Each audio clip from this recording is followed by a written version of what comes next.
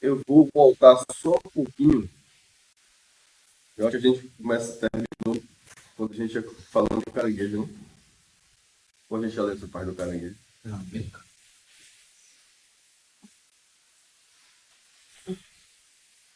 Eu vou voltar um pouquinho só para a gente pegar o fio da meada. Né? Ele já falou que Jesus Cristo Deus se tornou homem, né? Ele é a única pessoa de verdade, a única pessoa real. Eu sempre me lembro daquele irmão de Igor Miguel que ele deu aqui, lembra? Que ele falou sobre Matrix. Aproveitando que vai. Não sei se vocês já assistiram um filme chamado Matrix. Já assistiu, né? Muito bom. Vai lançar inclusive o Matrix 4 agora. Ressurreições. Ó, o primeiro, vou dizer uma coisa pra você, e quem acompanha filme de ficção científica desde que eu me lembro de que existiu. O primeiro é uma obra-prima. Primeira obra-prima. O segundo filme não é uma obra-prima, mas deixa uma expectativa para que o final da trilogia seja Fantástico. o masterpiece ao quadrado, né? E aí a terceira é realmente decepcionante. Criou-se uma expectativa muito grande. Mas pela sendo Pior é justamente essa expectativa. É o que eu te falando, você tem que decidir na ajuda do todo mundo. Porque aí se for legal, já fica assim. Sua cena no primeiro, que é quando o Neo, que é o personagem principal, acho que basicamente é que a gente vive numa simulação computacional, né? Nada disso aqui é real. A gente está dentro de uma máquina com os eletrodos no cérebro. Está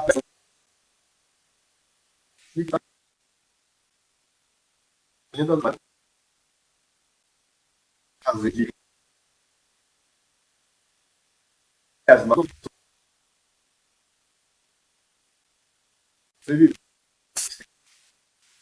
E aí que os seres humanos conseguem acordar e conseguem voltar à Matrix para libertar outros seres humanos. Né? Parece com o terceiro livro, né? Não, o segundo livro. O segundo livro de Cristianismo Puro e Simples, quando ele faz a analogia dos guerreiros que estão infiltrados no território inimigo para poder resgatar com essa alma. E aí, na hora que Neil ele toma consciência do poder que ele tem, né? E ele olha para. Ele está dentro da Matrix, ele olha para a Matrix, ele vê que tudo é ilusão, os códigos, 1 e 0 subindo, né? Aí o agente Smith, né, atira nele e ele percebe que a bala é uma ilusão, então ele pode ir para a bala a qualquer momento, né?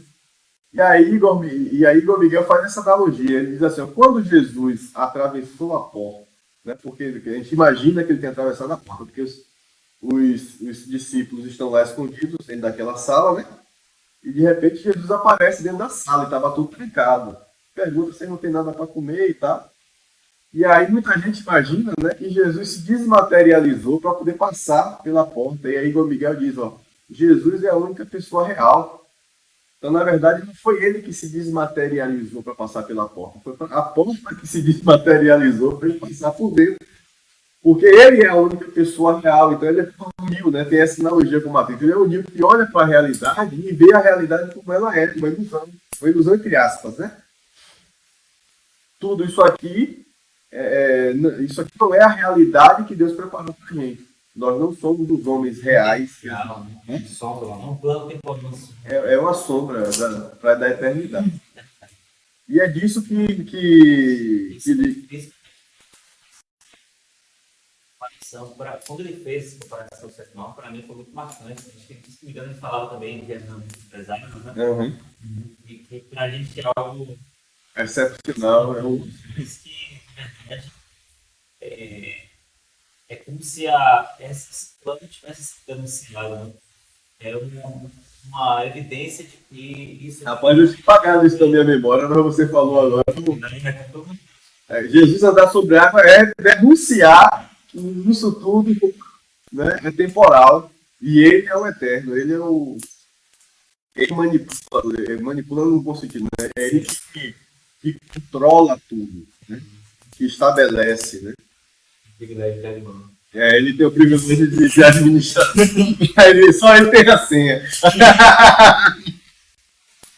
Então vamos lá. Não tenho como saber o que você teria feito com um soldadinho de chumbo desse, mas o que Deus fez conosco foi o seguinte, né? Então ele conta a história do soldadinho de chumbo e a visão do Criador, né? Se você fosse o dono do soldadinho de chumbo, o que você faria? Aí quer dizer, eu não sei o que eu faria, mas eu sei o que Deus fez com a gente sendo o soldadinho de chumbo. A segunda pessoa em Deus tornou-se homem. Nasceu no mundo como um manto de verdade, um homem real, de certa estatura, com cabelos de uma cor específica, falando uma língua particular e tendo um peso específico. O ser eterno, que sabe de tudo e que criou todo o universo, não se tornou homem, mas antes disso se tornou bebê. Quer dizer, Jesus passou por toda a nossa experiência existencial. E antes disso, um feto dentro do corpo de uma mulher. E antes disso, um feto dentro do corpo de uma mulher. Se você quiser imaginar algo parecido, pense em como se sentiria caso se transformasse em uma lesma em um caranguejo. Só para ter ideia do que é Deus se transformar em homem, né? Tente se colocar no lugar de Deus agora. Seria como, né, a gente se transformar em uma lesma caranguejo, assim, para ter uma noção bem rude daquilo que é Deus que se faz ser humano. O resultado disso foi que passou a existir agora um homem que era de verdade o que todos os outros seres humanos pretendiam ser. Um homem em que a vida criada, derivada de sua mãe, passou a ser completa e perfeitamente uma vida gerada. Né? Uma observação aqui. Vida criada e vida gerada. Ele trata disso em 2 ou 3 capítulos antes desse. O credo de Nicéia, não, o credo... Hoje, não lendo esse credo essa semana. Constantinopla. De Constantinopla.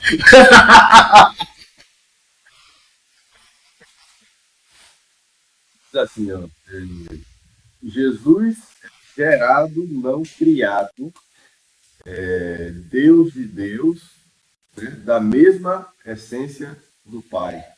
Por que o credo de Constantinopla diz assim, Deus foi gerado e não criado? A gente só pode gerar que é igual a nós mesmos. Né? Eu gerei o meu filho. Né? Então ele tem a mesma natureza que eu tenho. Ele é, portanto, igual a mim.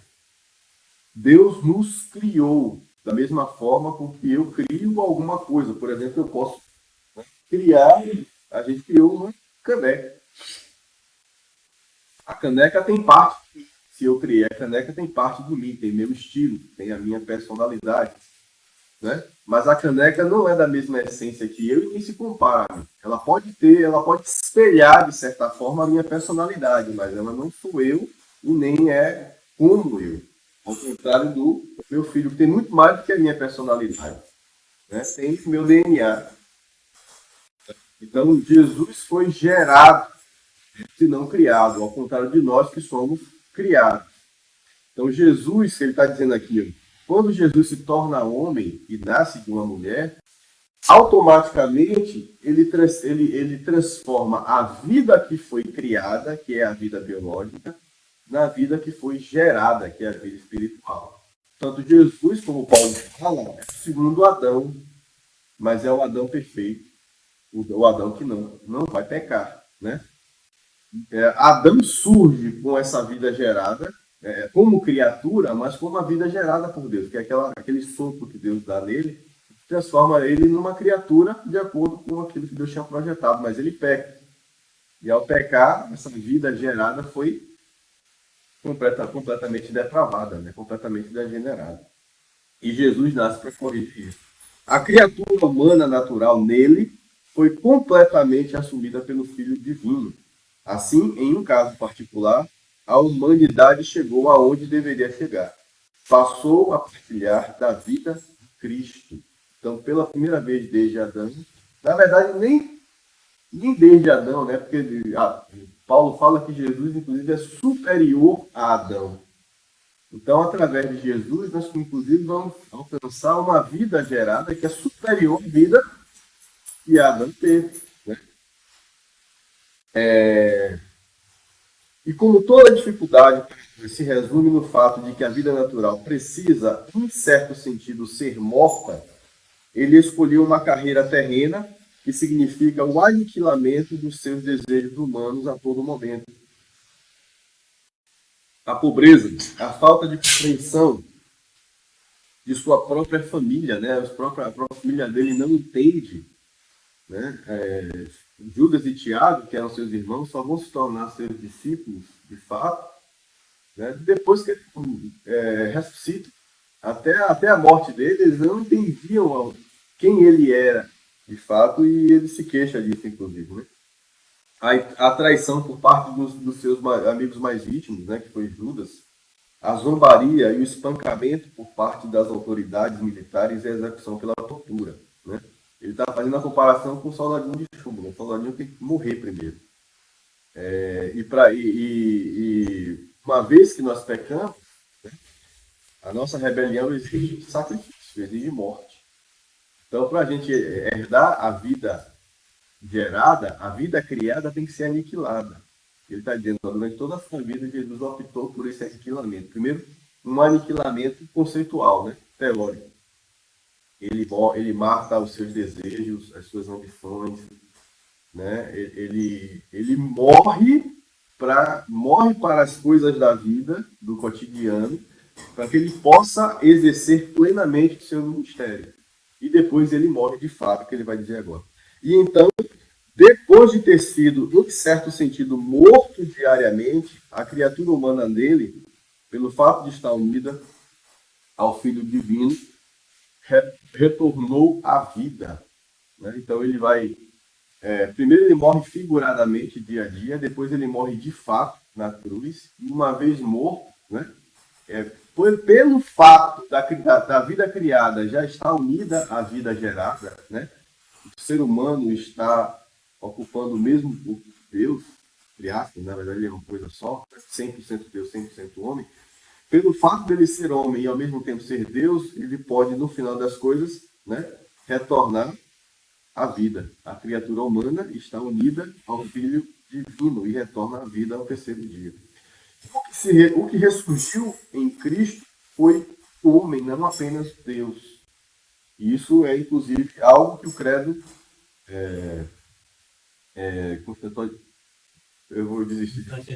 O credo de Constantinopla vai combater, é uma heresia que o credo de Constantinopla vai combater, né? Porque naquela época você tinha a ideia de que o que ressurgiu não era um corpo, era o Filho do Homem em espírito. Por isso que ele passa pela porta e tal, né? Mas se esquece de que ele passou pela porta, mas ao mesmo tempo ele pede comida, né? Ele não só pede comida, como ele diz que está com fome. Né? Então, um espírito não tem fome. Portanto, quem ressurgiu não foi só o Filho, né? Foi também o homem. Quem teve no Testamento uma educação dizendo que era o Espírito de Cristo, né? E disse que todo espírito que não reconhece que Jesus ressuscitou na carne. Uhum. Porque isso é importante. O que é que Paulo fala nas suas cartas? Particularmente aos Romanos, aos Efésios, aos Gálatas. Se Cristo não ressuscitou, a nossa esperança é vã.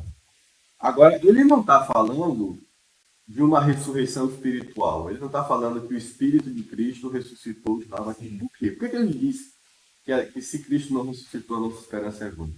Porque ele fala também que Cristo é o primeiro dos que se ressuscitaram. Se você olhar o Novo Testamento, você vai ver que se eu estou falando apenas em uma pessoa que morreu e ressuscitou, Jesus Cristo não tem o Novo Testamento, na verdade, ao longo de toda a vida. Né? Elias ressuscita o filho da viúva. Da viúva não, né? Da viúva não. Não era viúva, não. Não era viúva. Era viúva. Ele ressuscita o filho da viúva. Porque tu tem uma passagem Uma de. outra coisa. É a filha de um casal, né? Na verdade não era de uma, não.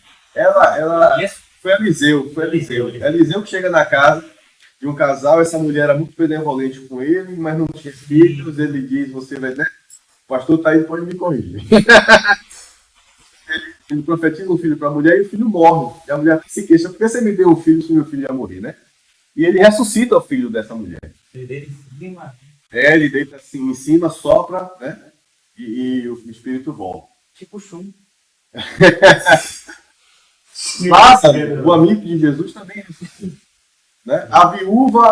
O filho da viúva de Naim, Jesus Cristo ressuscita. A menina tinha morrido. Então, se você olhar por esse ponto de vista, por que é que Paulo está dizendo que Jesus Cristo foi o primeiro entre os que vão ressuscitar? Porque ele ressuscita como a gente vai se ressuscitar, se estiverem mortos, no final dos tempos. Então Jesus Cristo ele ressuscita com um corpo glorificado. O corpo dele é o mesmo, sim e não. É o mesmo de que ele tinha quando morreu, sim e não. Né? Sim, porque foi o mesmo corpo. Não, porque foi um corpo aperfeiçoado, um corpo glorificado, aquele corpo que nós vamos ter. Aqueles que junto comigo estaremos vivos quando ele voltar, não vamos passar pela morte, a gente vai ter um corpo glorificado. Quem tiver morrido, aqueles que estiverem dormindo, né, em Cristo vão ressuscitar também com o corpo glorificado. Então, se Jesus Cristo não ressuscitou com o corpo glorificado, é isso que Paulo está dizendo, toda a nossa esperança é vã. Porque se o próprio Filho de Deus não foi glorificado na sua ressurreição, também nós não seremos. Né? Talvez se eu não entenderia essa parte, não deve ser o primeiro a ser ressuscitado, porque de fato, né? Mas a ressurreição é uma ressurreição eterna, a ressurreição por eternidade. Um corpo preparado agora, por isso que depois ele sobe aos céus. Tanto que os que foram ressuscitados Morreu. Os outros que foram ressuscitados. mesmo que está matando ressuscitado, né? Nos textos históricos. Sim. Então se fala que está matando. Então ele estava Um dia Lázaro morreu. Né? O filho da viúva de Naim morreu. Né? É por isso que a gente não pode pegar os versículos da Bíblia e fazer doutrina. Você tem que pegar um conjunto de textos. Né? Um dos princípios da hermenêutica é que um trecho da Bíblia explica o outro. Então, quando você junta essas peças, aí é que você vai fazer a doutrina. Né? E é o que ele fala também logo no primeiro capítulo, né, desse livro. Né? E você pode achar que a sua experiência com Deus é tudo. Ela é importante para você, mas não é tudo. Se você pegar a sua experiência com Deus, onde todos os outros cristãos que escreveram sobre as suas próprias experiências, aí você vai ter uma noção mais abrangente do todo. É o mal.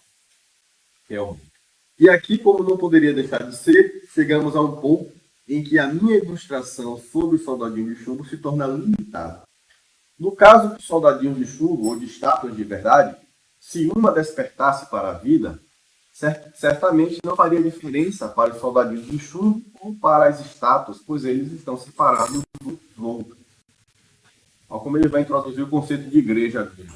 Mas os seres humanos não estão separados. Até parece que eles estão, porque você os vê andando por aí sozinhos. Acontece que nós somos feitos de tal forma que só podemos ver o momento presente. Se você pudesse enxergar o passado, certamente ele pareceria diferente, pois houve um tempo em que todo homem era parte de sua mãe. E antes disso ainda, também de seu pai. Eu me lembro que uma vez, negócio de Dia das Crianças, você sempre bota uma figurinha quando você era criança. Uma vez eu peguei uma fotinha de espermatozoide e coloquei no meu perfil do Facebook. Vai quer dizer, a camisa é um espermatozoide e a camisa do Bahia.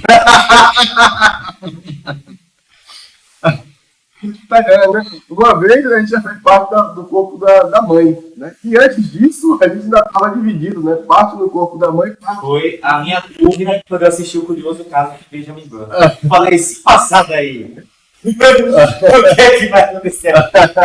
Ele vai dividir e não ficar lá no chão?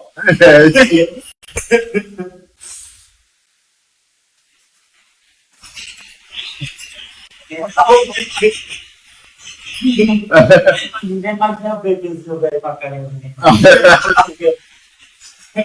Vou lendo aqui, quando você lembrar, você fala. Se você pudesse ver a humanidade ao longo do tempo, assim como Deus a vê, não se pareceria com pontinhos isolados, espalhados por aí. Diga. Individualismo, né? Tem muitas pessoas até têm isolamento.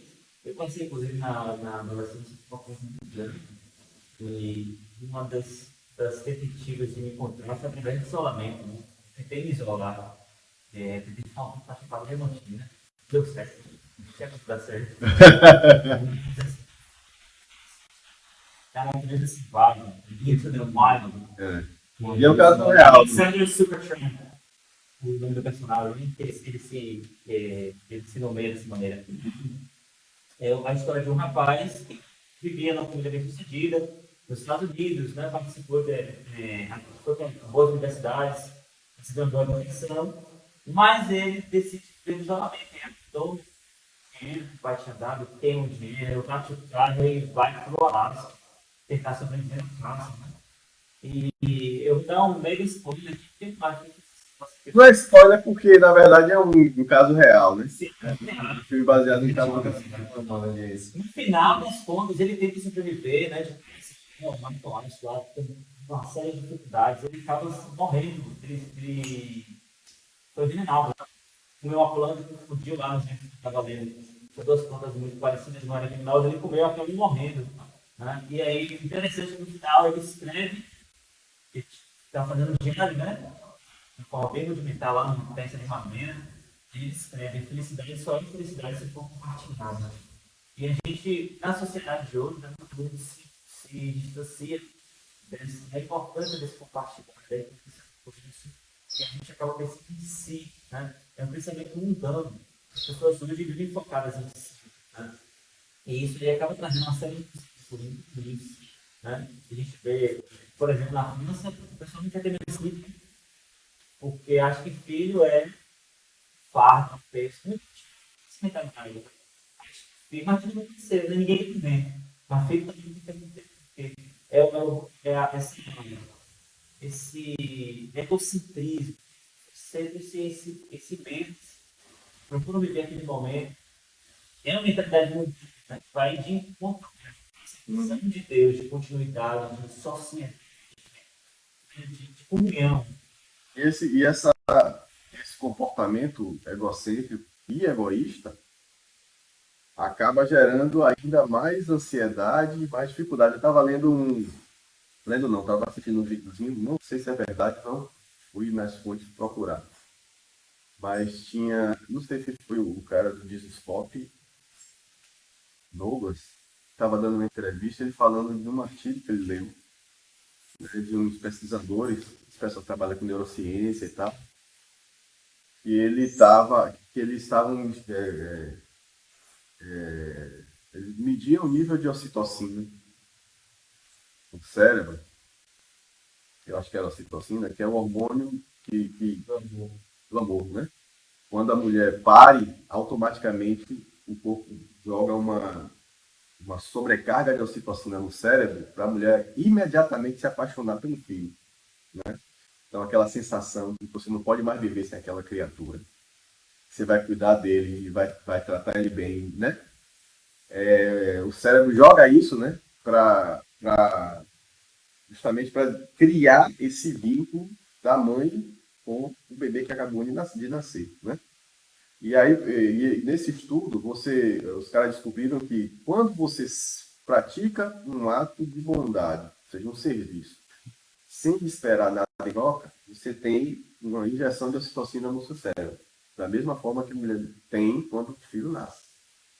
A pessoa que recebe esse serviço, né, sabendo o que você está fazendo sem esperar nada em troca, também recebe, isso também estimula o seu corpo a produzir ocitocina. E o mais interessante do artigo, quem presencia, não está envolvido, não foi quem fez, que recebeu, mas viu, também recebe, o seu corpo também produz ocitocina. Ou seja, o que é que a neurociência está mostrando para a gente? Que o que dá sentido à vida humana, na verdade, não é o isolamento e viver para si próprio. O que dá a sensação de satisfação, de completude, de que você, né, aquele negócio de você ir dormir, sentindo que o dia foi bom, que você fez, né? Não é o que você fez por você, mas é o que você faz pelo outro. Né? Então, com certeza, né? A Bíblia diz que o espírito do anticristo está agindo. Então, tudo isso é o espírito do anticristo. Né? O que foi que Cristo veio? Não foi fazer nada por si mesmo, Cristo veio servir. E o que é o espírito do anticristo? É aquele que nega toda a obra de Cristo. Então, se Cristo veio servir, o espírito do anticristo tem implantado na humanidade que o serviço não tem que ser para o outro, mas tem que ser sempre em benefício próprio. Então, quanto mais a gente se comporta de maneira egoísta e egocêntrica, menos sentido a gente encontra na vida. Na verdade, mais vazia a nossa vida vai ficando. A nossa vida se completa quando a gente serve, quando a gente faz o homem real fez a sua vida toda, que foi chifre. Né? Cada indivíduo apareceria conectado ao outro, né? Deus, né? Pela visão de Deus, quando ele olha para a humanidade. Cada indivíduo, vou ler um pouquinho mais, né? Deus, vamos lá, como se você pudesse ver a humanidade ao longo do tempo, assim como Deus a vê, não se pareceria com pontinhos isolados, mas sim como uma única coisa em franco crescimento, como uma árvore bastante complexa. Cada indivíduo apareceria conectado ao outro, aquela árvore genealógica mesmo. E não é só isso. Os indivíduos não estão realmente separados de Deus, mas que estão uns dos outros. Todos os homens, todas as mulheres e todas as crianças sentem e respiram nesse momento, porque Deus, por assim dizer, os mantém em funcionamento. Que é uma doutrina cristã. Né? Deus mantém, continua agindo no mundo. As coisas funcionam porque Deus mantém as coisas funcionando.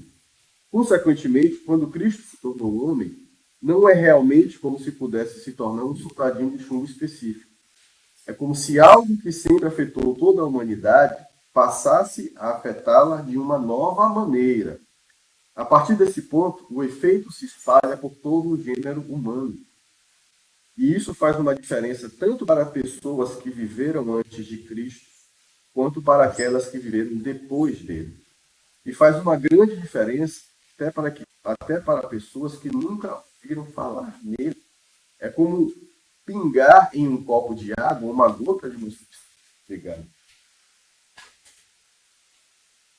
É como pingar em um copo de água uma gota de uma substância que dê um novo gosto ou uma nova cor a todo o seu conteúdo. Então, Jesus Cristo está no momento da história, mas a sua ação, né, tem efeitos futuros e tem efeitos retroativos. Né? Quando você pensa, Abraão morreu, foi para o céu? Foi.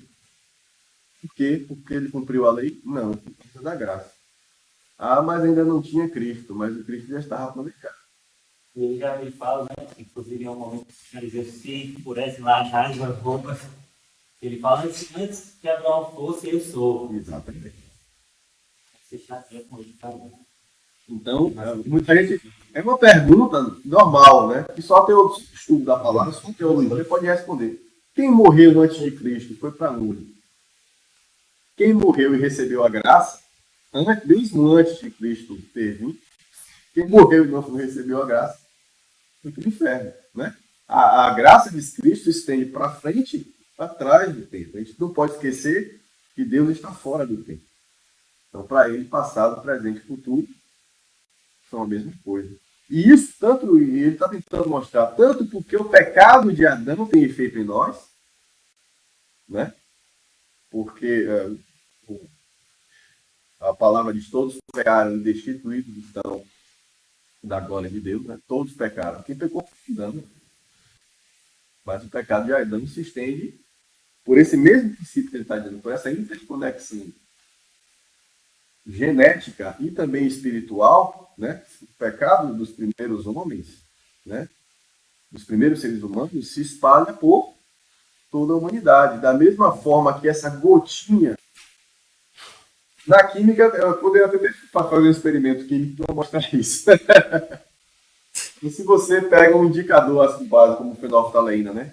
Coloca no meio alcalino, né? Você tem aqui, por exemplo, soda cáustica. Coloca uma gotinha de fenolftaleína, você vai ver que o que era transparente, né, vai ficar tudo cor de rosa, né? Você vai ver aquilo se espalhar até que todo o recipiente fique cor de rosa. Se você, né, pegar uma quantidadezinha de ácido suficiente, colocar lá, você vai ver que, da mesma forma, quando a gotinha do ácido cair, aquilo tudo vai ficar transparente de novo. Então é como se o pecado de Adão chegasse lá e contaminasse tudo, depois o sacrifício de Jesus vem e purifica tudo novamente, né? Na frente e para trás. Então você tem Que a galera faz para esses negocinhos de saber de criança. Então a gente pegou uma coach também. devia ter feito, né? Você dificilmente esperaria que fosse diferente. Deu alguma coisa?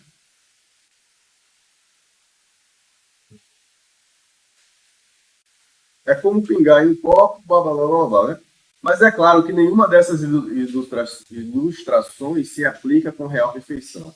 No longo prazo, Deus não é ninguém além dele mesmo. E o que ele faz não é comparável a nada. Ou seja, tudo aquilo que a gente tenta dizer para explicar o que é que Deus é, ou quem Deus é e como ele age, nem de longe explica perfeitamente quem ele é e como ele age. Mas é o máximo que a gente consegue alcançar. Isso é nosso. Isso é nosso. Uhum. Reconhecer. Conhecer a existência, a significância de Deus. O quão inalcançável Deus é. É claro que nenhuma dessas ilustrações se aplica com real perfeição. No longo prazo, Deus não é ninguém além dele, já falei, né? Você dificilmente esperaria que fosse diferente. Qual é, então, a diferença que ele fez para afetar toda a humanidade? É a seguinte, que o negócio de se tornar filho de Deus, de ser transformado de uma coisa criada em uma gerada, ele não está falando de Jesus, agora está falando da gente, do foco aqui de fundo, de passar de uma vida biológica temporária para a vida espiritual eterna, foi realizado em nosso. A princípio, a humanidade já está salva e nós, indivíduos, temos de nos apropriar dessa salvação. Contudo, o trabalho realmente pesado, a porção que não poderíamos ter realizado por nós mesmos, foi feita para nós. Não tivemos de tentar escalar a vida espiritual por nosso próprio esforço. Ela já desceu até a raça humana, ou seja, a vida espiritual veio até nós sem que a gente tivesse feito nada para que isso acontecesse. Toda a iniciativa foi de Deus. Se ao menos nos abrirmos para o único homem em que isso esteve inteiramente presente, embora seja Deus, também é um homem real, ele fará isso em nós e por nós. Foi aquilo que a gente acabou de ler em João 3, né? Todo aquele que nele crê será salvo. Lembre-se do que eu disse sobre o contágio. Uma pessoa da nossa própria raça possui essa nova vida. Então, se nos aproximarmos dele, ele irá nos contagiar. Ou seja, ao se aproximar de Jesus, nós somos contagiados com a vida que ele tem. É claro que você poderá expressar isso das mais diversas maneiras que puder imaginar. Poderá dizer que Cristo morreu por seus pecados, ou então que o Pai nos perdoou porque Cristo fez por nós o que deveríamos ter feito, que é o sacrifício supremo, sacrifício com a própria vida, da própria vida. Poderá dizer ainda que somos levados pelo sangue do Cordeiro, ou que lavados pelo sangue do Cordeiro, ou que Cristo derrotou a morte. Tudo isso é verdade. Se quaisquer dessas afirmações não convencerem, deixe-as de lado e vá em frente com a fórmula que o convencer. E seja qual for a que você escolher, não brigue com os outros só porque usam uma fórmula da fé. É que ele tá reafirmando aqui o que ele diz no primeiro capítulo do livro, né? Antes mesmo de expor o cristianismo, moralidade cristã, tudo isso, ele expõe o seguinte: ó, isso aqui eu vou levar você até o saguão de entrada do cristianismo. Quando você chegar no saguão de entrada, existem várias portas, né? Essas portas, obviamente, são diferentes uma de si, umas das outras, né? Mas o geral, né, todas essas portas conservem, né, que é a ortodoxia cristã. É que crê que Jesus Cristo só existe um Criador, um único Deus, e esse Deus, ao mesmo tempo, é três pessoas, Pai, Filho e Espírito, que o Filho se fez carne, habitou entre nós, morreu pelos nossos pecados e ressuscitou, e que o Espírito habita agora dentro de cada cristão, e é a essência que dá unidade à igreja, né? Só Jesus pode salvar, que no final dos tempos Jesus Cristo virá buscar a sua igreja e restaurará a criação, né? São as regras do condomínio. São as regras do condomínio, né? Cada casa tem as suas próprias regras, né? Cada porta tem regras particulares, mas todas essas portas comungam das regras comuns, né? Com os princípios comuns. Então eu vou te levar até o saguão de entrada. De lá você decide qual das portas é mais conveniente para você, né? Ele era anglicano, nós somos batistas, né? Não sei se vocês são batistas também, são de outra denominação, né? De outra denominação. Então, o que é que todos nós temos em comum? Essa espinha dorsal. Né? Por exemplo, a minha sogra, eu já falei isso muitas vezes, né? A minha sogra fez parte de uma igreja batista como essa. Aqui é radical, lá outra. São duas igrejas batistas da mesma confissão, né? Então, as regras específicas podem mudar, né? Às vezes, a visão, os calvinistas, os luteranos, não vão enxergar a ceia como um sacramento, não como a igreja católica, não como um sacramento católico romano, né? Aquilo não completa o trabalho de Cristo, mas tem um significado especial para eles. Para os batistas, a ceia é símbolo, né? Para os luteranos e para os presbiterianos, o batismo é um sacramento e eles batizam crianças, né? Para os batistas, o batismo também é um mandamento, né? Mas não é sacramento e nós não batizamos crianças, né?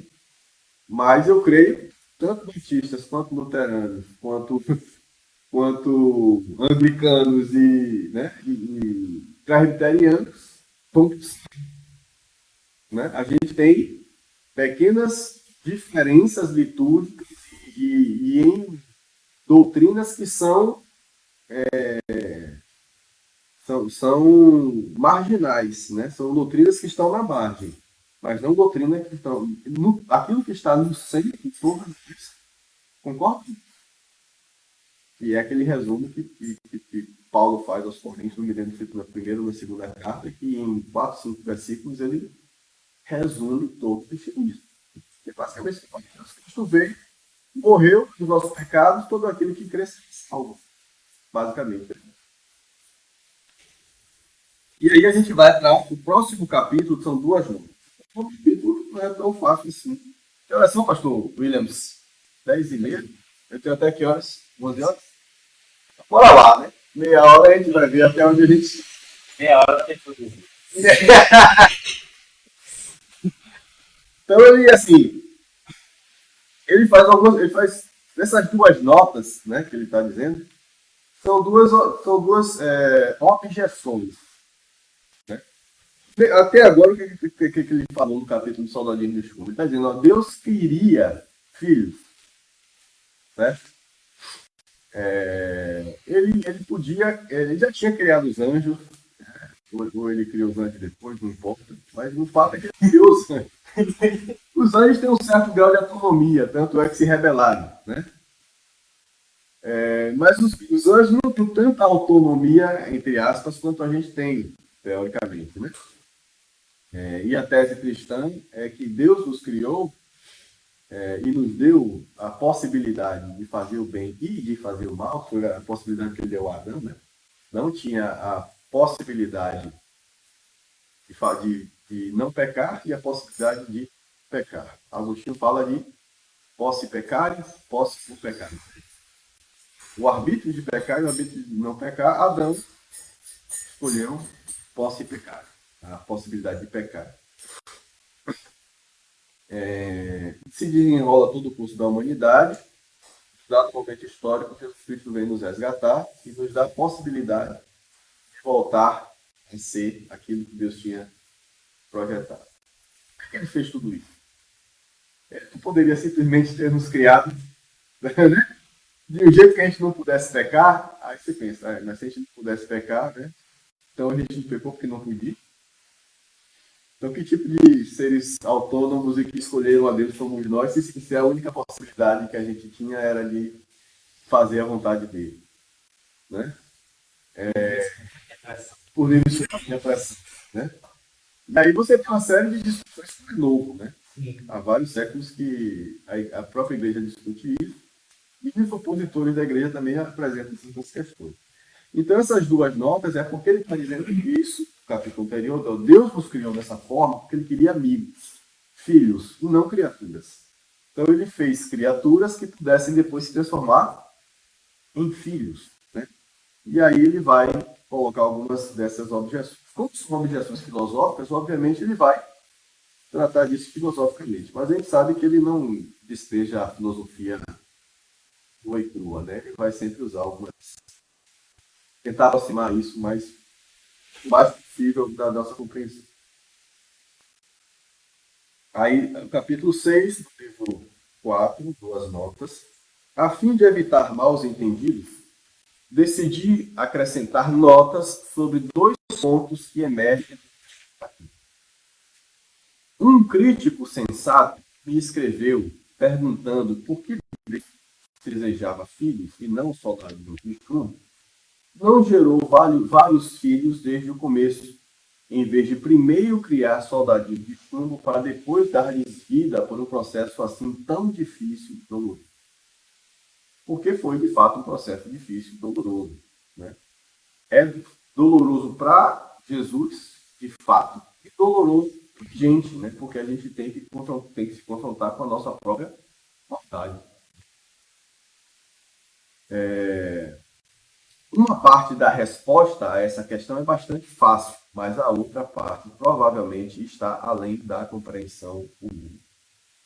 A parte fácil é a seguinte: o processo de se transformar de criatura em filho não teria sido difícil nem doloroso se a raça humana não tivesse se distanciado de Deus séculos atrás. Obviamente, por essa afirmação, a gente acredita que ele é criacionista da Terra jovem. Você, mano. Isso aqui é entre 40 e 50. É jovem, então, 6.000 anos. Entre 6.500 e 7.500 anos. Se a genealogia de Gênesis, estiver correta. Eles puderam agir. Né? Diga. Eu já li alguma coisa do respeito. Faz sentido porque os argumentos que eu vi não pode ser muito convincente, né? Porque acho que foi uma questão que fez baseado nos dados bíblicos, mas acho que ele utiliza números literais, vamos dizer assim, né? Usamos como anos quando. Faz sentido esse. Bom, Bertrand Russell, que é um filósofo ateu, um dos melhores, inclusive, as proposições que ele faz são muito pertinentes. Ele levou a filosofia cristã ter que trabalhar muito para né? Ele diz o seguinte: se Deus criou o mundo ontem e nos deu uma memória de que a gente está, por exemplo, que eu estou vivo há 44 anos. Deus criou o mundo ontem, mas ele me deu a memória de que eu estou vivo há 44 anos. Não há nada que a gente possa fazer para provar o contrário. Então, filosoficamente falando, não há como você refutar o criacionismo da Terra jovem. Os clones de Invincible. Os clones de Invincible. Ah, sim, tudo. Porque, filosoficamente, digamos que a gente esteja vivendo na Matrix. Se o computador colocar na minha mente uma memória que eu não tenho, como eu posso distinguir que aquela memória é falsa ou é verdadeira? Não tem. A própria neurociência já disse que a gente costuma criar certas memórias que a gente pensa que são verdade, mas não são. Então você pensa em coisas do passado, você tem certeza que viveu aquilo. Mas só você se lembra daquilo. Outras pessoas lembram talvez do mesmo fato, mas as coisas aconteceram de uma forma diferente. E isso já está registrado na literatura científica. Cientificamente, eu tenho como atestar isso? Não. Porque, inclusive, é uma alegação de alguma parte do criacionismo da Terra Antiga, da Terra Jovem. Diz o seguinte: Deus criou o mundo, mas criou o mundo com a aparência de velho. Cientificamente, o que eu posso provar é que o mundo é velho. Eu posso provar que Deus criou o mundo com a aparência de velho? Não. Posso refutar isso? Filosoficamente, não. Não posso refutar filosoficamente essa percepção de que Deus criou. Porque se Deus pode fazer todas as coisas, ele pode criar um mundo novo com aparência de velho. Certo? Aí entram outras questões. Por exemplo, por que Deus criou um mundo novo com aparência de velho? Aí você pode, né? Nesse ponto de vista, você pode discutir. Atuais do dia bíblico, né? Rodrigo, parece. Rodrigo Silva, ele está contestando, estava contestando descoberta de ossos. Ele é adventista. Insistências das evidências que se tem hoje da existência dos dinossauros. Ele é adventista, aí de modo geral, os adventistas adotam. Quer dizer, eu não conheço nenhum adventista que não adote a interpretação literalista de Gênesis e entenda o mundo como tendo sido criado 7 dias. 7 dias vezes. 7 dias de 24 horas. Né? Inclusive, os adventistas foram muito importantes na divulgação da teoria do design inteligente, essas coisas. Muito embora o criador, o Michael B., se eu não me engano é o Michael B., ele era católico, né? Mas como isso casava muito bem com a teologia adventista, então eles divulgaram muito isso.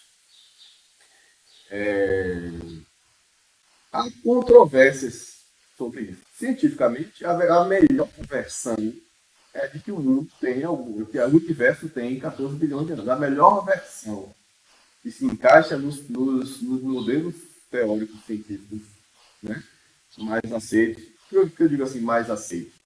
Porque são os que melhor funcionam. Quando o modelo teórico é aceito, é porque ele funciona. Certo? É uma explicação que eu uso para várias situações e essa explicação funciona parte dessas situações, né? E não só explica, mas prevê. Uma boa teoria científica, ela prevê coisas que ainda não foram observadas. Né? Então, esses modelos, eles preveem coisas, né, que ao longo do tempo foram sendo descobertas. Então, encaixa certinho, né? Então, é o melhor modelo científico. É um modelo de 14 bilhões de anos para o universo, né? A Terra tem alguns bilhões de anos aí. A humanidade, de fato, teria... A própria humanidade teria alguns milhões de anos de desenvolvimento. Então, em algumas situações, né, se eu quero adotar um modelo da Terra jovem, né, eu tenho que abrir mão de tentar usar a ciência atual para comprovar isso, né, em algumas situações. Me parece que é um erro quando você tenta impor à ciência uma tutela religiosa. Da mesma forma que a religião, para ser autêntica, ela tem que ser livre e autônoma, né? A ciência, para ser autêntica, ela tem que ser livre e autônoma. Como cientista, pela fé, eu creio que toda uma descoberta científica vai, de fato, se interpor contra os fundamentos da minha fé. Porque qual é a minha visão? A visão é que Deus criou o universo. E Deus se revelou através do livro básico da minha religião, que é a Bíblia. Certo? Então não deve ter nada na Bíblia que esteja em contradição com o universo. Né? Então o que a ciência pode fazer é esclarecer como Deus fez as coisas. Como cientista, eu penso dessa forma. Certo? E portanto eu não tenho medo de que a ciência tenha liberdade de ser exercida livremente. Né? Na maioria das vezes, ou em todas as vezes, o que eu vejo não é um conflito entre a ciência e a religião, é um conflito entre a interpretação da ciência e a interpretação da religião. São essas interpretações que conflitam, e não a religião de fato e a ciência de fato. Então eu acho um erro isso. Então se eu quero admitir uma terra que tem uma terra que tem 7.000 anos, médio, eu, por exemplo, vou ter que admitir que Deus criou. Para mim, essa é a melhor explicação. A mais coerente e a mais fácil de ser aceita do cristianismo da Terra. Deus criou uma terra jovem, com uma aparência de velha. Ele pode fazer isso? Pode.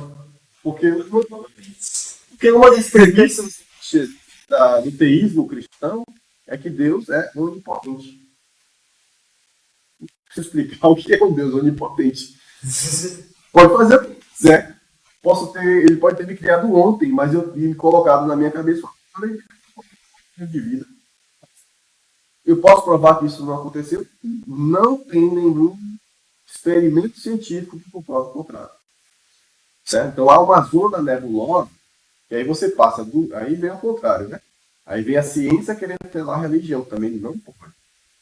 Aí você passa da ciência para o cientificismo. Então, você transforma a ciência numa religião e quer que a ciência transforma a ciência em algo onipotente, onisciente, onipresente, ou seja, a ciência se transforma em Deus, e eu vou buscar na ciência respostas que a ciência não tem competência para dar.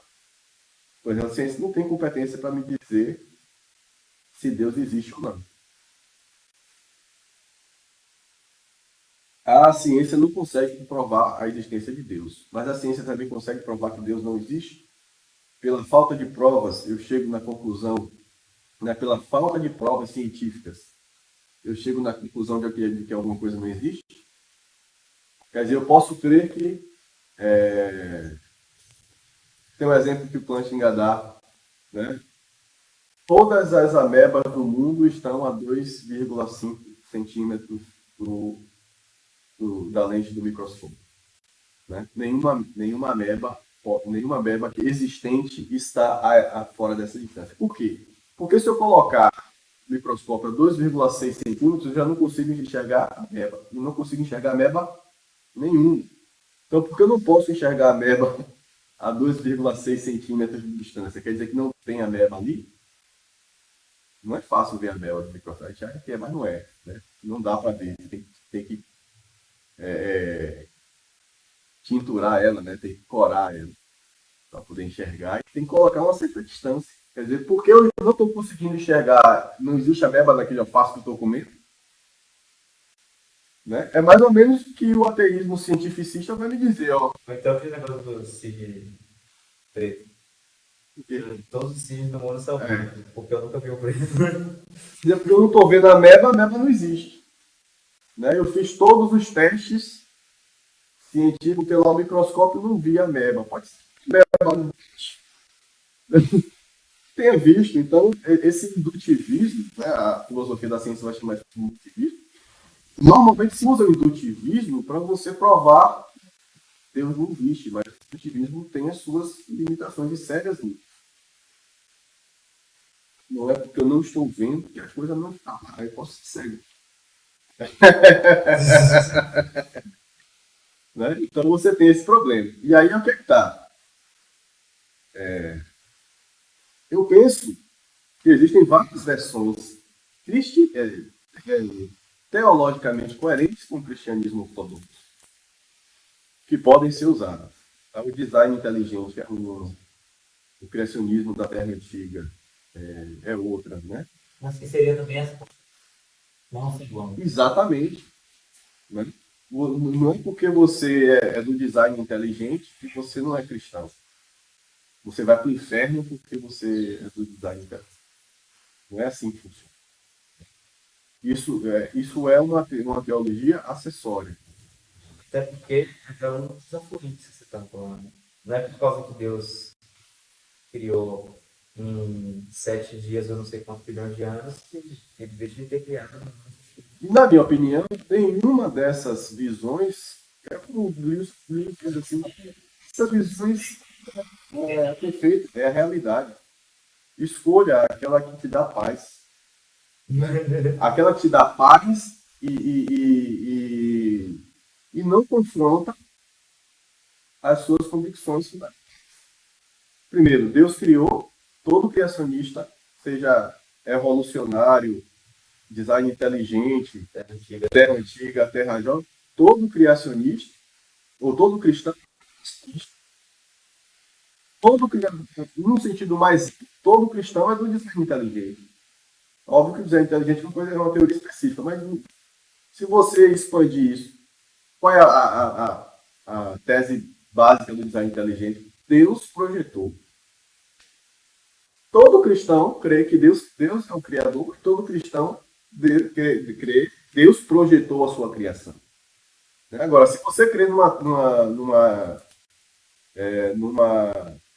numa história de criação em que Deus não é o Criador, que Ele não planejou, então você não está mais dentro da ortodoxia cristã. Certo? Você está levando para o outro.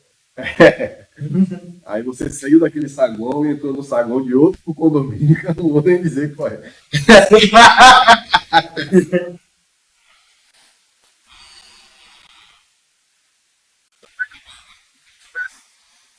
Eles puderam agir assim porque Deus lhes concedeu o livre-arbítrio. E o fez que um mundo de meros autômatos nunca seria capaz de amar, portanto, nunca conheceria a felicidade no futuro. Certo? Você de livre-arbítrio sabe que muda de acordo com a tradição, né? Para o calvinismo, acho que até para o anglicanismo, né, você tem a ideia de que o livre-arbítrio não existe de fato. Né?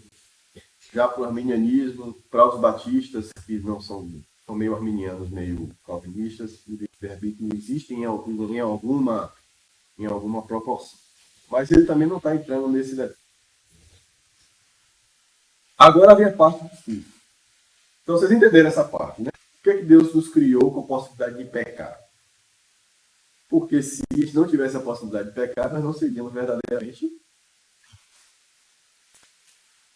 E isso, de certa forma, está dentro da Teodiceia, né? Dentro da explicação de por que existe o mal. Né?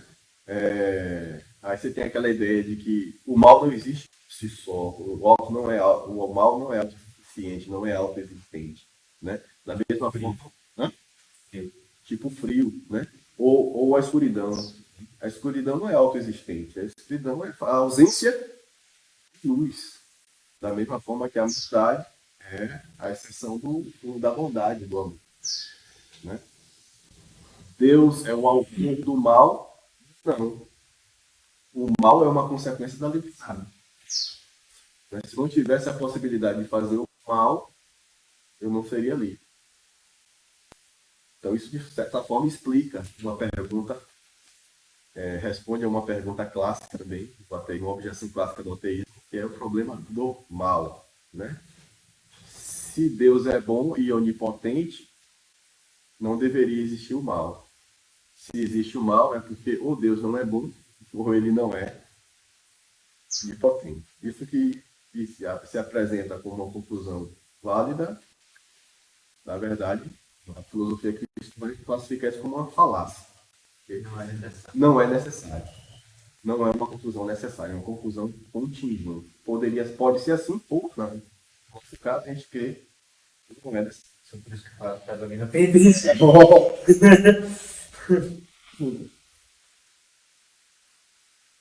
Agora vem a parte difícil. Todos os cristãos concordam que há, no sentido pleno e original, um único Filho de Deus. Certo? se insistirmos em perguntar, mas será que não poderia haver vários? Vamos mergulhar em águas bastante profundas. Será que as palavras poderiam ter sentido ser aplicadas a Deus? Tem uma série agora no Disney que chama What If, né? E se? É uma série da Marvel. Aí, por exemplo, eu já assisti 2 episódios. E se Steve Rogers não recebesse o soro do super soldado? O que aconteceria? Aí ele propõe uma realidade alternativa. Quem recebe é Peggy Carter e ela vira a Capitã Carter. E nunca existiu um Capitão América, né?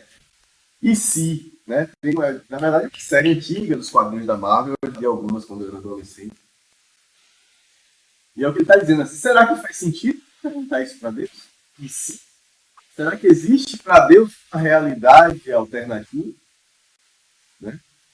Você pode dizer que uma coisa finita, particular, poderia ter sido diferente do que era, porque seria diferente. Se alguma outra coisa tivesse sido diferente, e se essa outra coisa tivesse sido diferente, e assim por diante. O efeito borboleta, né?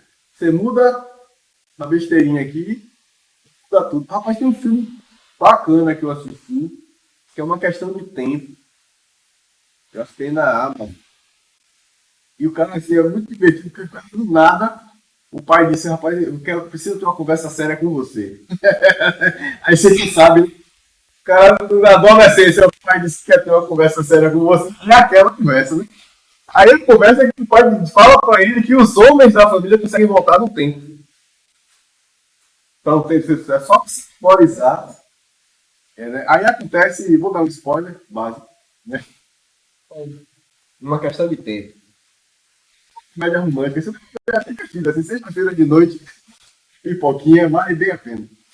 Aí ele volta, ele tem um filho, ele volta no tempo para mudar uma coisa que ele não gostaria que tenha acontecido.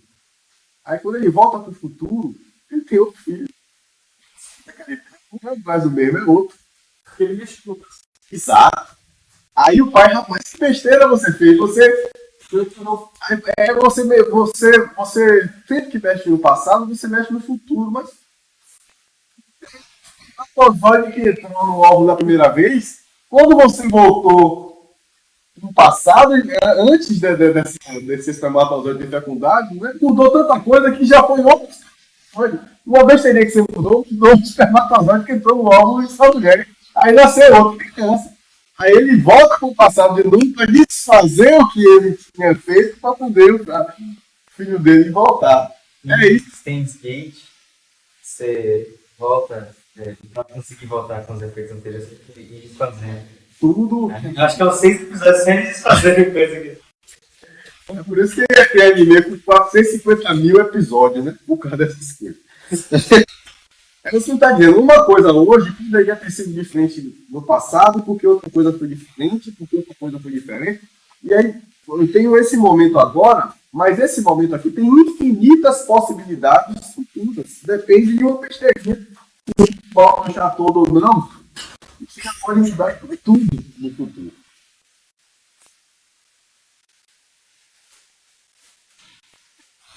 As letras nesta página seriam vermelhas se o tipógrafo tivesse usado tinta vermelha.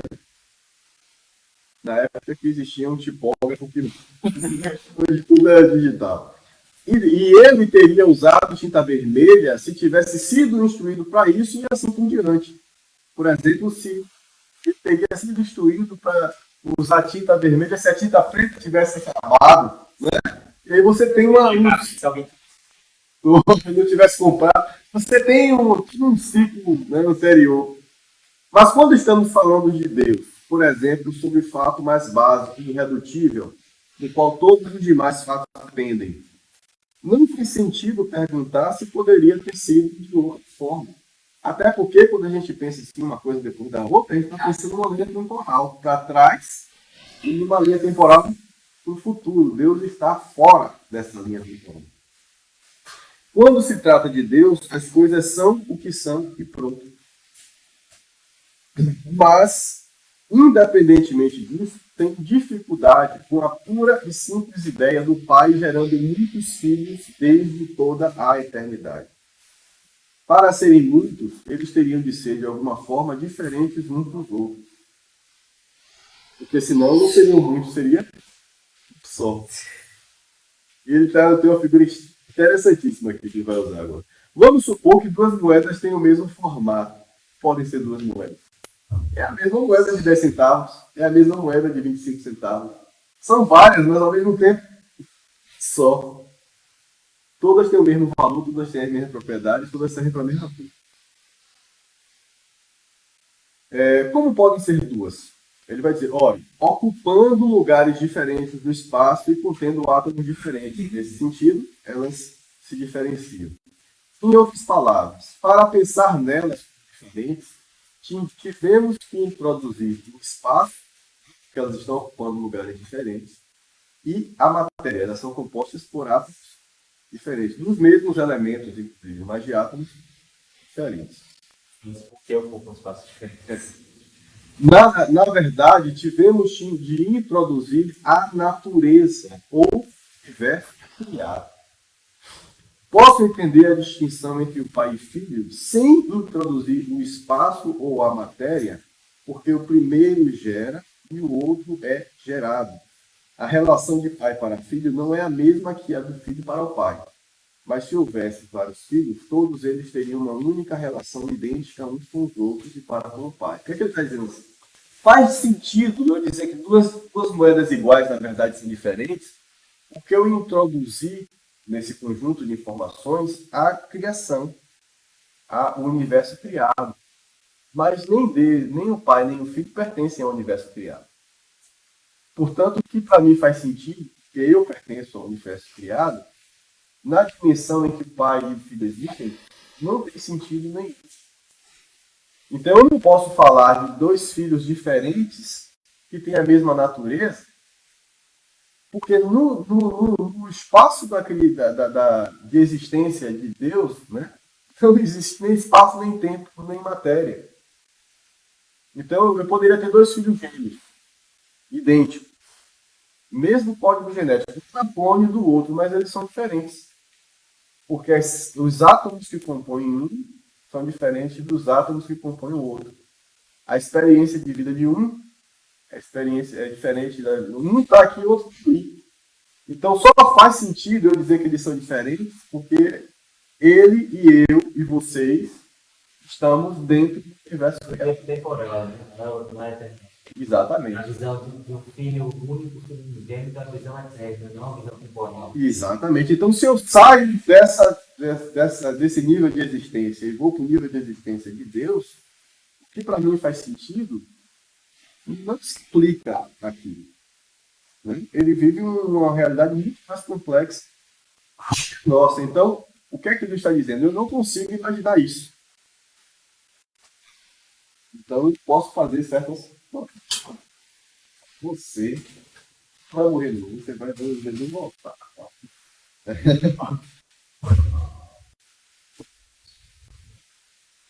Em outras palavras, se pensar nelas sobre diferente, já li isso aqui, a relação de pai e filho, mas sobre como eles se diferenciariam uns dos outros? É claro que não se percebe a diferença à primeira vista. Primeiro achamos que somos capazes de formar a ideia de vários filhos. Mas, se pensarmos direito, descobriremos que a ideia não parece possível, porque eu os estava imaginando vagamente como formas humanas reunidas no mesmo tipo de espaço. Assim, a gente fica tentando atribuir a Deus, né, características nossas humanas, que é o que a Bíblia faz. Quando a Bíblia diz Deus se arrependeu, Deus se arrependeu mesmo, é que Deus não planejou tudo, né? E agiu, né? E aí eles não conseguem entender, por exemplo, por que aquele espírito assolava Saul. E a gente pensa, pô, Saul era até uma pessoa boa, mas se não fosse aquele demônio que assolasse ele. E depois diz que Deus dava um nome, né? Deus é que atormentava. Eles não conseguem entender isso. E aí o que é que o cronista vai falar, né? Ah, Deus se arrependeu, né? Deus voltou atrás, né? Deus chegou para Ezequias e falou: você vai ter 10 anos de vida, vai morrer hoje. Ezequias pede misericórdia, Deus dá mais 10 anos. Deus falou primeiro que ele ia morrer, né? Deus não já sabia que ele ia fazer aquela presepada toda, aquele chororô todo para não morrer logo, né? Mas isso, Deus age. Vamos que depois que ele viu que ninguém ia ser subvertido, ele falou: não sei, por isso que eu queria vir para cá para mim. E você sabe que o texto de Jonas é muito utilizado pelo calvinismo para dizer que a gente não tem livre-arbítrio de nada. Porque Jonas vai parar no outro canto do mundo, né? No final das contas, onde é que ele estava? Pregando em Nínive se convertendo, e ele dizendo isso para Deus: é por isso que eu não queria vir.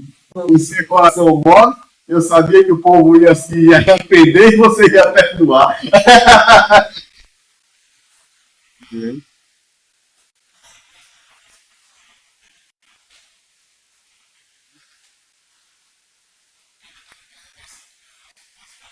Uma forma extraordinária, que assim, ó, morreu José e assumiu o poder um faraó que não conhecia ele. Porque a gente tem a impressão de que por a gente ser cristão, a nossa descendência vai ser, né? Se a gente não ensinar, não serão. Eles não serão. Né? E aí você vê isso o tempo todo. Então você vê um período de restauração de Israel, um período de queda, porque quem viveu aquilo, uma hora deixa de ensinar. Né? E a própria Bíblia não é só uma questão de ensinar. Cada geração tem que ter a sua.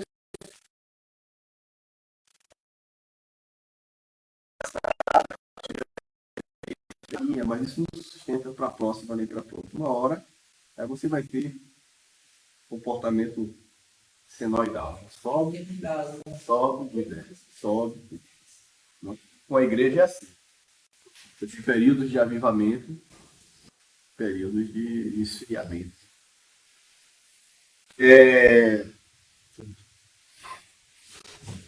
Em outras palavras, embora eu aparentemente estivesse pensando em algo que existisse desde a criação do universo, já falei, quando eu paro de fazer isso, e ao mesmo tempo tento pensar no Pai gerando vários filhos antes de todos os mundos, não estou pensando realmente em nada. Por que eu não estou pensando realmente em nada? Porque eu não tenho a menor noção do que seja isso.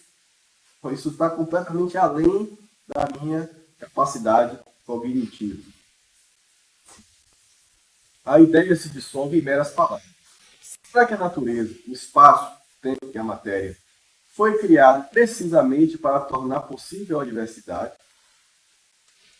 Percebe a pergunta que ele está dizendo? Será que justamente não é somente a criação que permite essa diversidade que a gente consegue ver no dia a dia e experimentar? Será que não há outra forma de obter vários espíritos eternais? Será que não há outra forma de obter vários espíritos eternais, exceto criando primeiro muitas criaturas naturais no universo para depois espiritualizá-las? Será que Deus não fez assim porque tinha que ser assim? Era a melhor forma ou a única forma de fazer? Né? Mas é claro que tudo isso não passa por mero especulação. Ou seja, a gente sempre tem que admitir que existem questões que estão além da nossa capacidade de compreensão. Segunda nota que ele faz aqui. A ideia de que toda a raça humana é, em certo sentido, uma só coisa, um organismo imenso, como uma árvore imensa, não deve ser confundida com a ideia de que as diferenças individuais não importam, ou que pessoas reais, Toby e Kate, são de alguma forma menos importantes do que coisas coletivas, como classes, raças e assim por diante. As duas ideias são, inclusive, opostas. Preste atenção nisso. Coisas que fazem parte de um só organismo, podem ser bem diferentes umas das outras.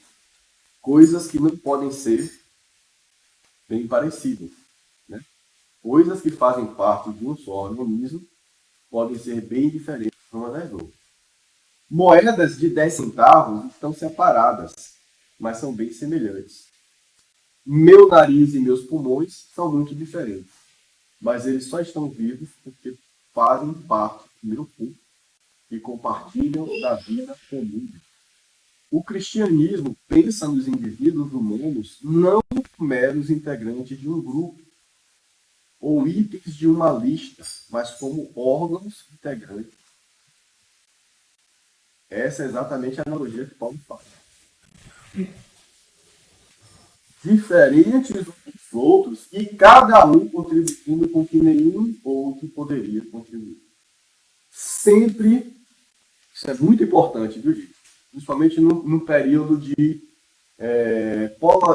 polarização, né, que a gente vive como hoje, que não é nenhuma novidade. Esses períodos de polarização aconteceram ao longo da história, inclusive da história recente, aconteceram na época de Lewis. Sempre que você se pegar desejando transformar seus filhos ou alunos, ou até mesmo seus vizinhos, em pessoas exatamente como você, lembre-se que Deus provavelmente nunca desejou que eles fossem. As pessoas não têm que ser igual a você. As pessoas não têm que pensar igual a você. As pessoas não têm que gostar do que você gosta. Certo? Porque as pessoas não precisam ser. Você é você. E somente você é você. Deus fez você único. Certo? E Deus criou a diversidade para que a diversidade pudesse ser vivida. Certo? E ele continua. Você e eles são órgãos diferentes designados para fazer coisas diferentes. Olha o que eu falei nesse instante sobre religião, sobre ciência, sobre Estado, sobre escola, sobre família. Quem desenvolve essa tese é Kuyper, né?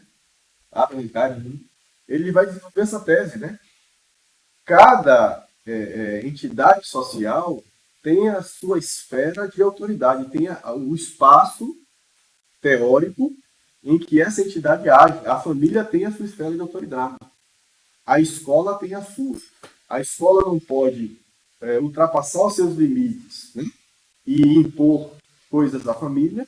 A família não pode ultrapassar os seus limites e impor coisas à escola. Tem áreas de interseção? Tem. Mas tem coisas que são competência da escola. Tem coisas que são competência da família. Tem coisas que são competência do Estado, coisas que são competência da igreja. Quando a gente compara com o humano, por exemplo, é uma coisa interessante que a gente pode perceber. E, por exemplo, a gente tem 2 olhos. Eles, teoricamente, funcionam da mesma forma e tem a mesma função. Mas o nosso olho esquerdo ele tem perspectiva diferente do nosso olho direito. Então, mesmo quando você tem 2 esferas de atividade semelhantes ou congruentes, como, por exemplo, você tem 2 escolas. Mas uma escola, ela vai ensinar de um jeito, outra escola vai ensinar de outro jeito. E, às vezes, uma escola vai ensinar uma coisa e na outra não vai querer uma coisa. Entendeu? A mesma coisa com as famílias. Então, com as igrejas, a gente está falando agora do São Batista, né? Que aqui dentro de calça, a gente usa bateria e percussão. Lá na igreja da minha avó não tem. Entendeu? Então, o olho esquerdo está vendo pelo esquerdo, o olho direito está vendo pelo direito. E são complementares, né? Fazem parte do mesmo corpo. Muito bom. Por outro lado, quando você é tentado a não ligar para as dificuldades de uma pessoa, que ela não é problema seu, lembre-se de que, embora ela seja diferente de você, ela faz parte do mesmo organismo que você. Entende como é complicada a vida humana, principalmente a vida cristã, para viver ela em sua plenitude? Eu tenho que considerar que Jonas faz parte do mesmo organismo que eu. Portanto, o que afeta Jonas me afeta. Mas eu tenho que pensar que ele é um órgão e eu sou outro. E eu não posso impor a ele coisas que para mim são para ele. Isso é um desafio muito. Porque a gente está sempre tentando compreender as coisas. E é quase que instintivo a gente interpretar as situações gerais através de experiências particulares que a gente vive. Exatamente. Quantas vezes nós fazemos generalizações, né? Às vezes a gente interpreta de maneira parcial e quer utilizar as conclusões adquiridas através daquela experiência para diversas outras situações da vida. Exatamente. E a gente comete É o problema de criar doutrina em cima de experiências pessoais. Né? Porque aconteceu isso comigo, isso mudou a minha vida. Então eu quero que aconteça isso com todo mundo. Mas o que aconteceu comigo não mudou a minha vida, né? Aconteceu comigo e mudou a minha vida. Não tem que obrigatoriamente acontecer com você. Jesus Cristo curou vários. E ele não curou 2 cegos da mesma forma. Não tem 2 episódios em que ele cure a mesma doença da mesma forma. E isso é pedagógico, isso é didático. E isso nos mostra mais uma vez aquela. Talvez isso exemplifique. Isso talvez seja uma das características daquela mentalidade individualista, né? De enxergar somente através dessa perspectiva. Eu li um livro interessante que o Rafi Sinaziel, o Expansão de Trânsito, como exemplo, né?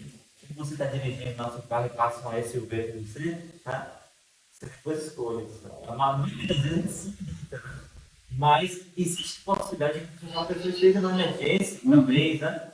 Existe possibilidade de que a pessoa tenha comprado aquele filme maior, por questão de segurança, porque já teve algum trauma, né, já sofreu algum acidente no trânsito, e aí nos cabe tentar compreender essa experiência do outro, né, e também há diante dessa escolha.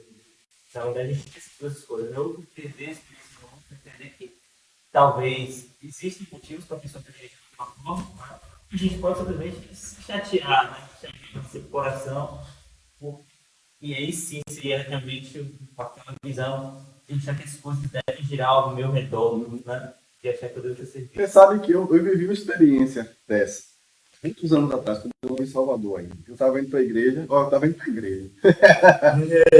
Eu vinha pela Avenida São Rafael, vinha da paralela, subi pela Avenida São Rafael.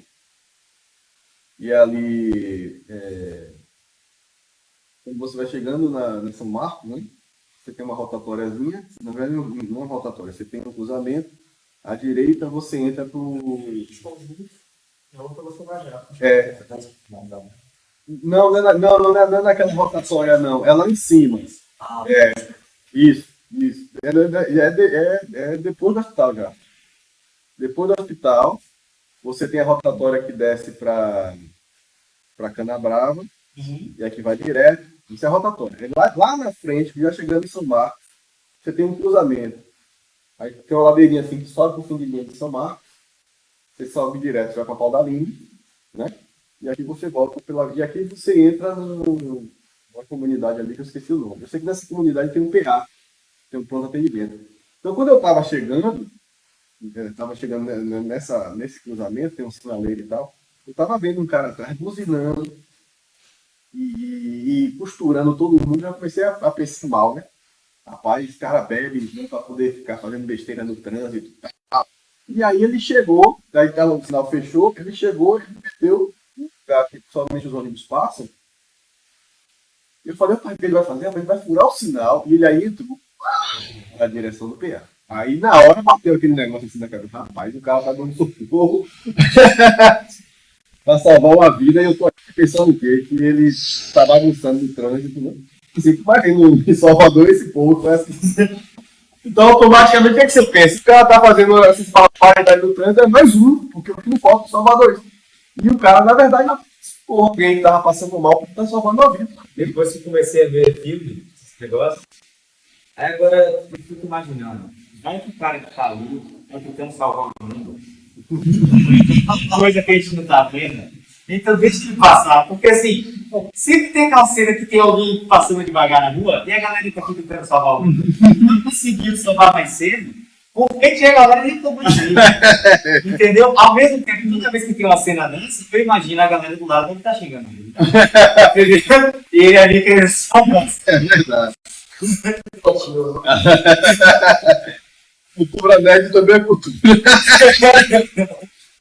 Se você esquecer de que ela pertence ao mesmo organismo que você, vai se tornar um individualista. Se você esquecer... Acabou muito tempo, foi? Vixe, mas já estou no finalzinho agora. Se você esquecer que ele é um órgão diferente de você, se esquecer se quiser suprir diferenças e tornar as pessoas todas iguais, vai se tornar um totalitário. Mas um cristão não deve ser nem totalitário, nem individualista.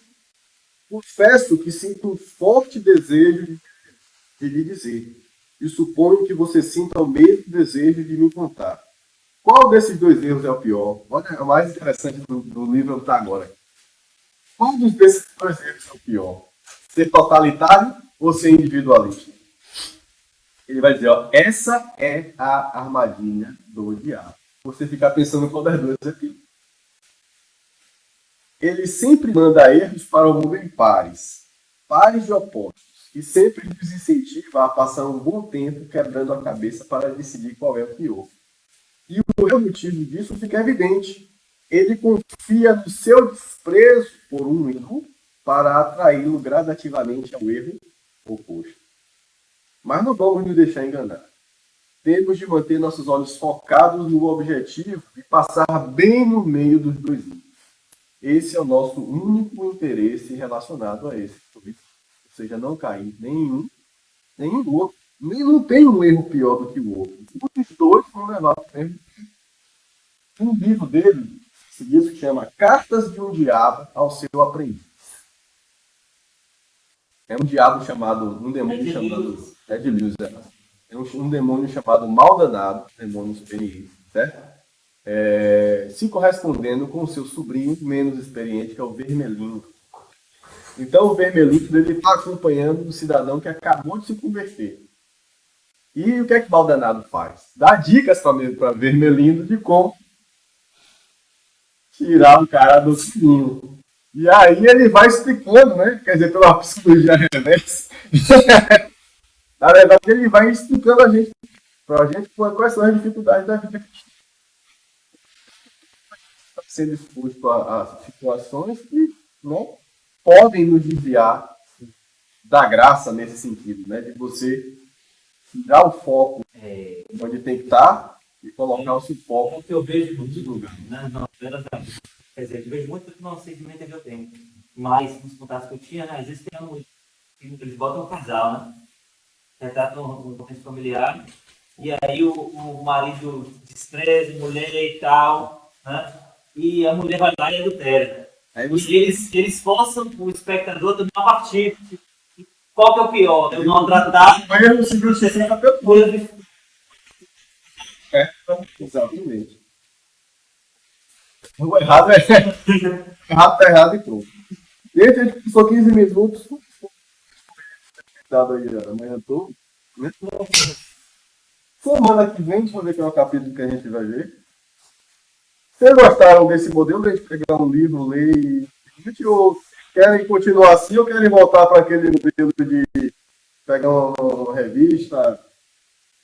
Eu prefiro o livro. Sim, né? Minha opinião, pessoal. Ou querem alternar, de vez em quando pega um tema, né? Vale que esquece de interação. Uhum. E compartilhar. Eu gostei muito de leitura. Porque você não é maravilhoso, mas é um momento indirecional, né? Então aqui a gente tem essa oportunidade de compartilhar experiências, de comentários, e eu acho isso muito importante para mim. E eu sei que o Pitch eu também penso dessa maneira, né? A gente está conversando sobre isso. E outros irmãos também bem interessante, né? Até porque na nossa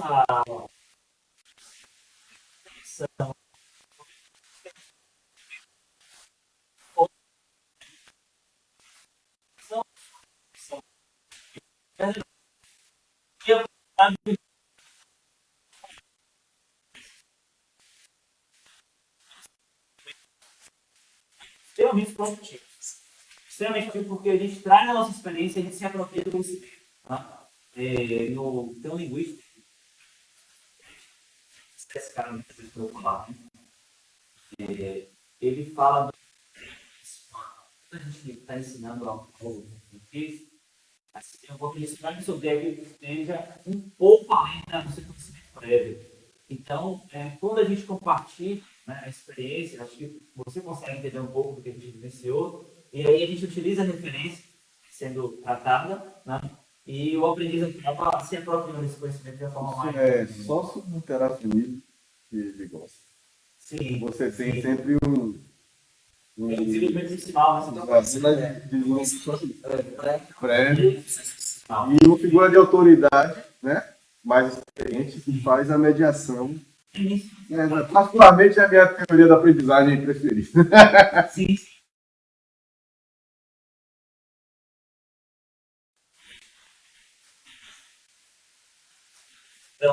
Também, o que eu acho importante é não deixar de existir. Agora, na verdade, isso é uma coisa que a igreja evangélica perdeu. Sim. Nas últimas décadas, basicamente por causa de um movimento neopentecostalista, né? Que favorece muito a experiência pessoal e pouco o ensino. Então, se você for observar essas grandes igrejas, tipo Igreja Universal do Reino de Deus, Igreja do Poder Mundial, a Igreja Internacional da Graça, você não vê essa estrutura. Né? Você não tem um momento de... É muito raro nessas... Você tem um momento de escola bíblica. Nem precisa ser uma escola bíblica dominical, né? Mas o momento... Você tem as grandes reuniões, né? Uma celebração lá, o pastor dá uma palavra, outro, né? Às vezes, igrejas muito grandes, é até difícil você manter. Você pode fazer parte da mesma igreja de outra pessoa e nem saber que... Estava tudo na igreja lá, aí eu tô querendo aquela expectativa, pô, vai dar uma prova, não, bacana, não, seu cara...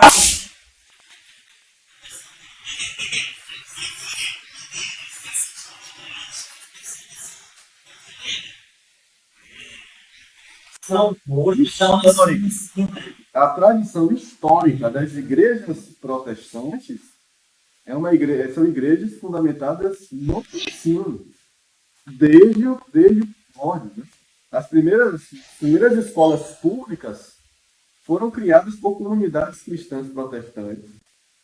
No modelo que a gente vê hoje, né? Essa escola que é pública no sentido que ela está aberta e disponível para todo e qualquer cidadão frequentar, para que as pessoas pudessem aprender a ler, para, ao aprenderem a ler, poderem ler a Bíblia e poderem ser ensinadas.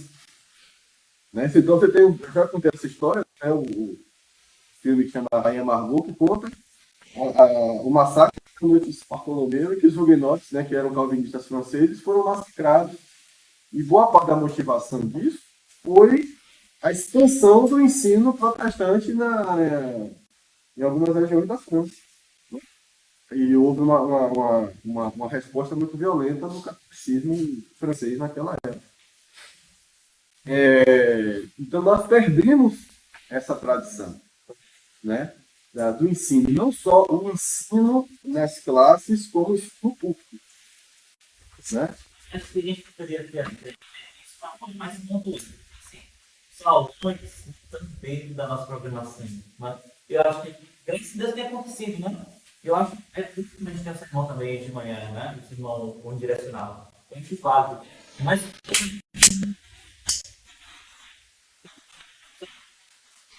A diferença do aulão para EBD, só que tempo.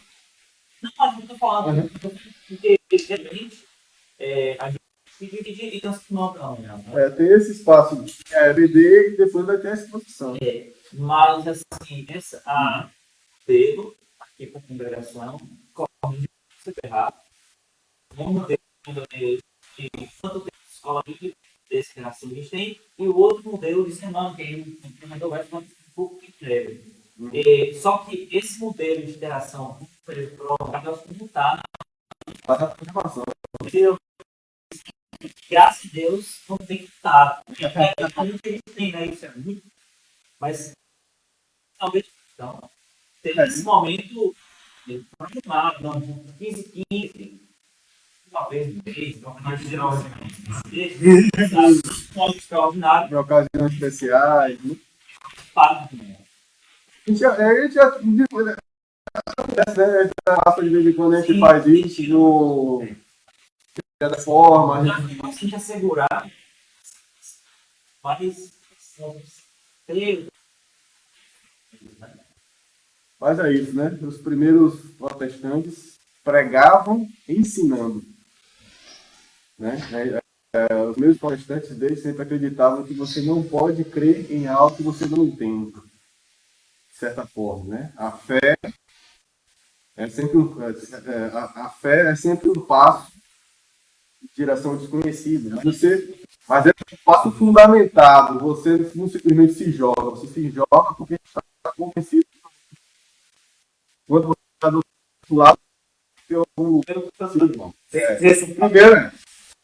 Primeiro você acredita que tem outro lado. Segundo, que o outro lado é firme o suficiente para sustentar. Você não está vendo, mas você foi convencido de que aquilo é verdade. E a palavra também diz que a fé vem pelo ouvir, mas você ensinando, expondo a palavra, que a fé é desenvolvida. E essa, né, na Bíblia, nunca uma de fé também que eu nunca tinha parado para pensar, né? Por que a fé é uma virtude? Nem vou dizer, quem quiser, ou leia o livro, ou busca o canal, veja por que a fé é uma virtude, né? Estou, Williams. Vamos orar?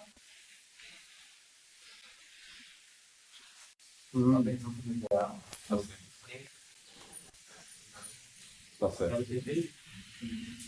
Primeiro. Vamos lá.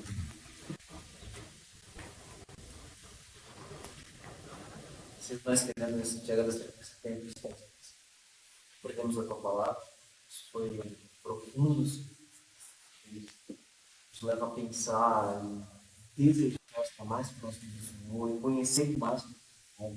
Nós queremos transmitir para outras pessoas mais a sua língua do Senhor de forma clara, né? Também nesse instante queremos estar se eu posso contar pessoas